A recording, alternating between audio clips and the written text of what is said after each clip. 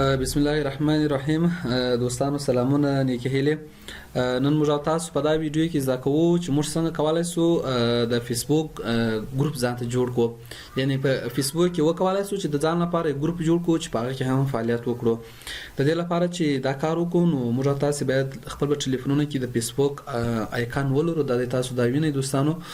نو راځو په فیسبوک باندې کلیک وکړو. لاغه څخه وروسته دلته تاسو په ساک کې چې دغه اپشنونه وینئ دغه د لارې هم کولای شئ چې ورسئ دغه باندې چې تاسو کله کلیک ووهئ، یا کولای شئ چې دلته دغه درې ډبل دغه تریپل لاین چې ورته وایي پر دې باندې کلیک ووهئ. له هغه څخه وروسته دغه ګروپ انتخاب کړئ. دلته هم کولای شئ چې بیا خپل ځان لپاره ګروپ جوړ کړئ.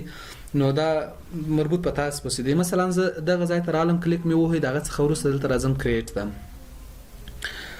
کله چې پر کریټ باندې کلیک وهم دلته به تاسو خپل نوم ورته ورکړئ. دلته تاسو غواړئ پبلیک جوړ کړئ یا پرایویټ شخصي جوړ کړئ، عمومي یا شخصي جوړوي. مثلا دلته زه ګروپ ورکوم کتابتون،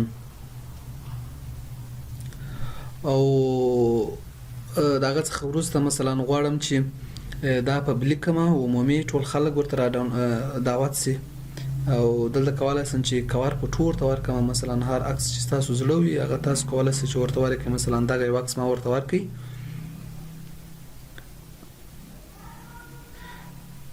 دلته کولای شئ چې انوایټ ممبر چې دی دلته تاسو ورته خپل ملګری ورته راوبلئ.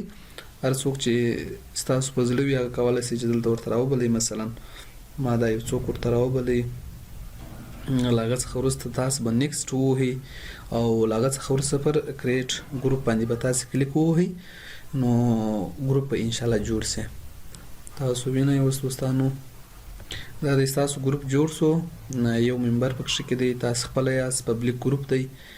نو دلته کولای شئ چې لاندې تاسو نور ملګري ورته را دعوت کړئ، انوایټ یې کړئ.